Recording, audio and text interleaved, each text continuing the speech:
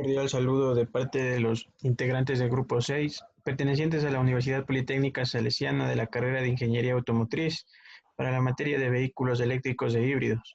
Los integrantes somos Beltrán Renato, Cuñas Anthony y Zamorano Henry, que nos ha tocado el siguiente tema.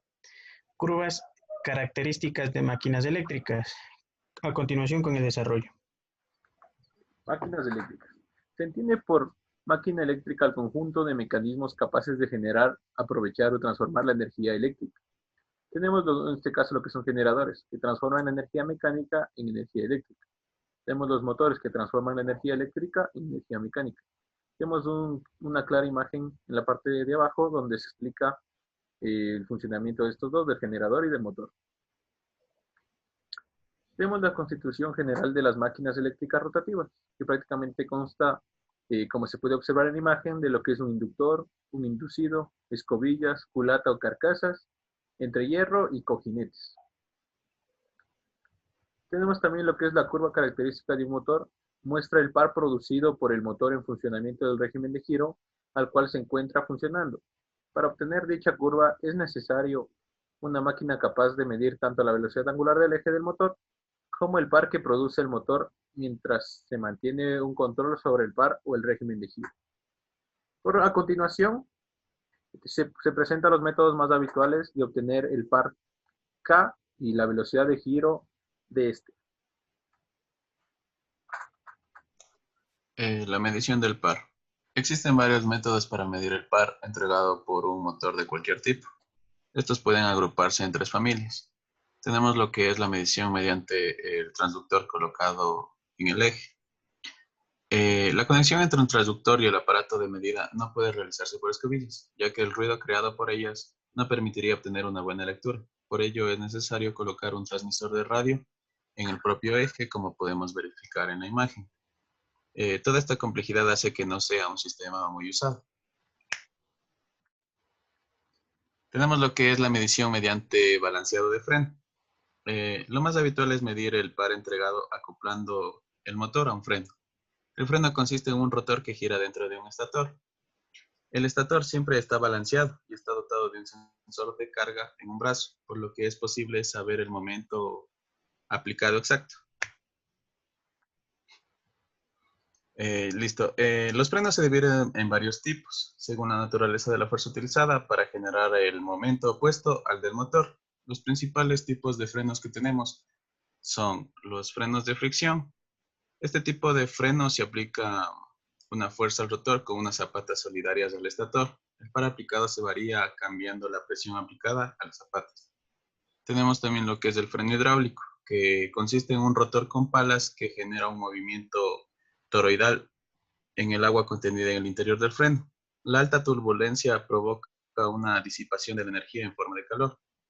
Tenemos lo que son los frenos de aceite, como podemos ver en la imagen, formado por una bomba que bombea aceite a través de una válvula de laminación. Esta siempre posteriormente se refrigera. Tenemos lo que son los frenos electromagnéticos, que consisten en un rotor con aspecto de engranaje, con dientes anchos y un paso elevado. El estator contiene bobinas que son excitadas con una pequeña corriente eléctrica continua. Esta corriente genera un flujo magnético que se opone al movimiento del rotor. Y por último tenemos lo que son los dinamofreno. Se trata de un generador de corriente continua que actúa como freno. La regulación del par de frenado se realiza variando la tensión del generador.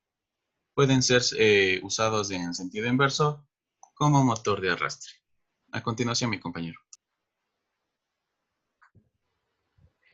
Vamos a ver la medición mediante variables eléctricas.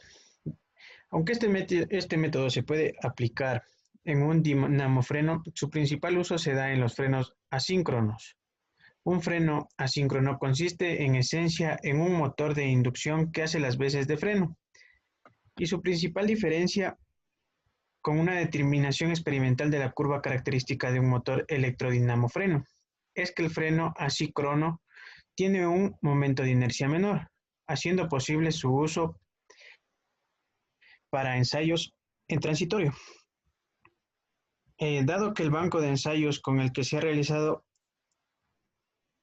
el trabajo La medida del par se realiza de manera indirecta, partiendo de la medida de las variables eléctricas con las que se alimenta el motor y otra serie de datos. Como podemos ver, aquí es la fórmula con la que se puede identificar la medición mediante variables eléctricas.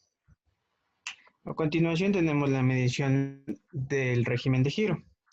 Aunque tradicionalmente esta labor solía recaer en dispositivos mecánicos como reguladores centrífugos, en la actualidad esta tarea la desempeñan sensores electrónicos. Los más utilizados son el codificador angular encoder y el resolver. En este caso tenemos el codificador angular encoder, se trata de un sistema digital y podemos apreciar en la imagen cómo los fotorreceptores actúan mediante un LED, el eje de giro y la marca de cero. El resolver está compuesto, en cambio, por una bobina que gira solitaria al eje, como se puede ver en la figura 6. Dice, el control de un motor asíncrono nos indica que el control de un motor se realiza habitualmente con un variador de frecuencia. Tenemos aquí la fuente trifásica que pasa al rectificador controlado. Esta la sigue al enlace DCD y lo cambia a un inversor de voltaje autoconmutador. Al igual que estos van a la unidad de control y activación con un voltaje apropiado desde el rectificador con límites superiores e inferiores y con una retroalimentación de frecuencia apropiada al inversor de voltaje, que también está compuesta en la unidad de control con una velocidad deseada y valores reales. Si tenemos un motor con P polo, su velocidad asíncrona es ns. Entonces tenemos la ecuación número 2, la cual nos indica cómo calcular el ns, que sería 120 por la frecuencia dividido para P, que son los polos. También tenemos que introduciendo la frecuencia de alimentación en hercios y obteniendo la velocidad síncrona en revoluciones por minuto. Con esto se puede calcular la frecuencia de alimentación necesaria para que el N motor gire a la velocidad deseada sin producir par. Para controlar el par generado es necesario definir el deslizamiento del motor, S, como lo indica en la ecuación 3. S es igual a ns menos n. Además de controlar la frecuencia, también es necesario controlar también el voltaje para evitar una saturación magnética excesiva, como se ve en el par frente a la velocidad de giro en la figura 8. Con esto puede concluirse que es posible regular un motor asíncrono, tanto en velocidad como en par, siempre que dicho motor esté bien caracterizado, como se ve en las imágenes y en las curvas obtenidas.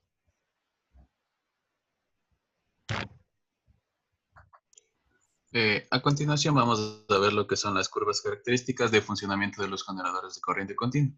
El análisis detallado de cada uno de estos tipos de excitación proporciona un conocimiento más amplio del funcionamiento de los generadores de corriente continua. Como primera curva tenemos la curva característica de tensión de una dínamo con excitación independiente. En una dínamo con excitación independiente, la tensión generada en las bobinas del inducido en vacío es directamente proporcional al número de líneas de fuerza de flujo magnético cortadas en la unidad de tiempo y a la velocidad de giro. Como podemos ver, la gráfica se obtiene de la siguiente forma. Lo primero que se hace es excitar la dínamo con un generador auxiliar de corriente continua, en la que las RPM del inducido tienen un valor constante previamente determinado.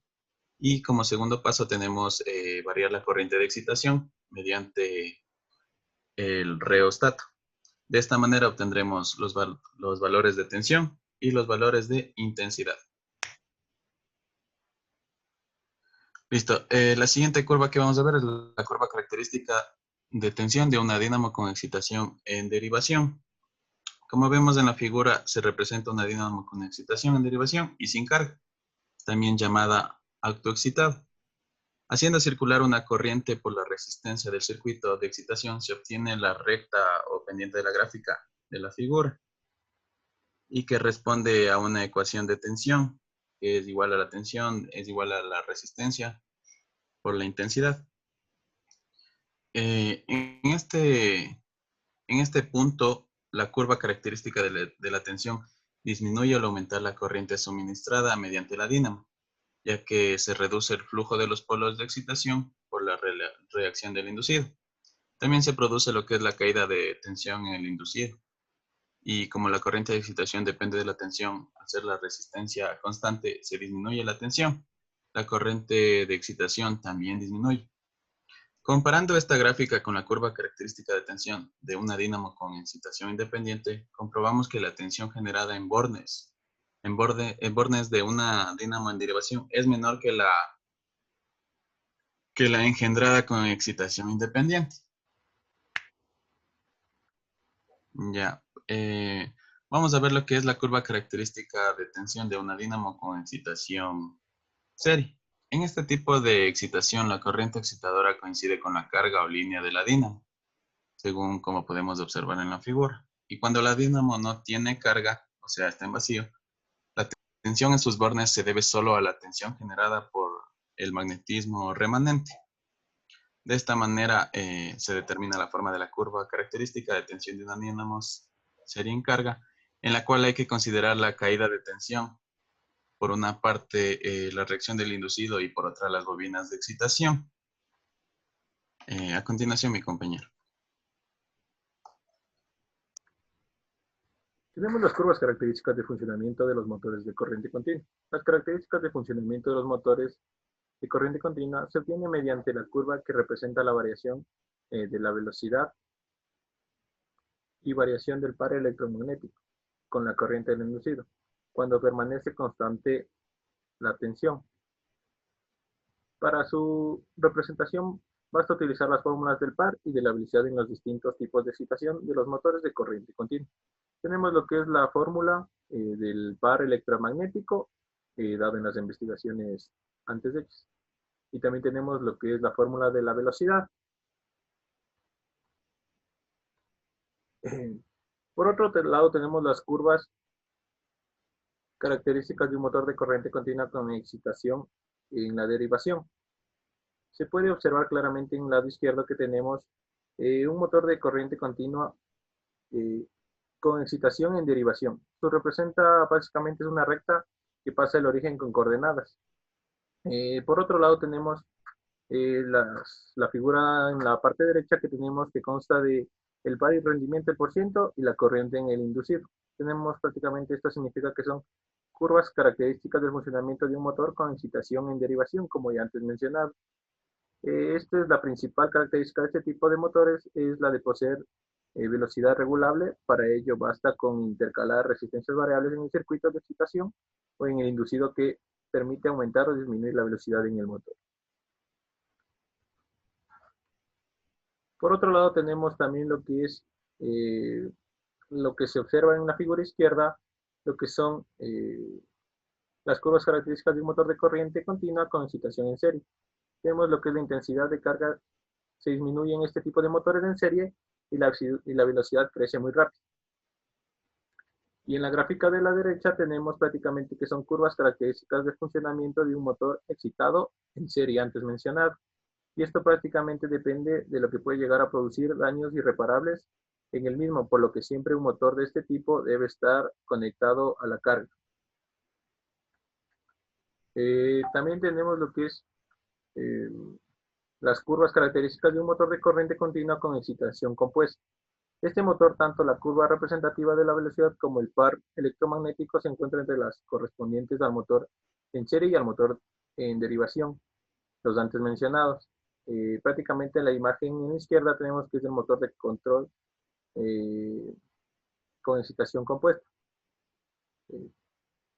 La imagen de la derecha tenemos prácticamente que son las curvas características de funcionamiento de un motor de corriente continua con excitación compuesta, antes mencionado, que consta de lo que es un par de un motor en serie y un motor de derivación. Muchas gracias.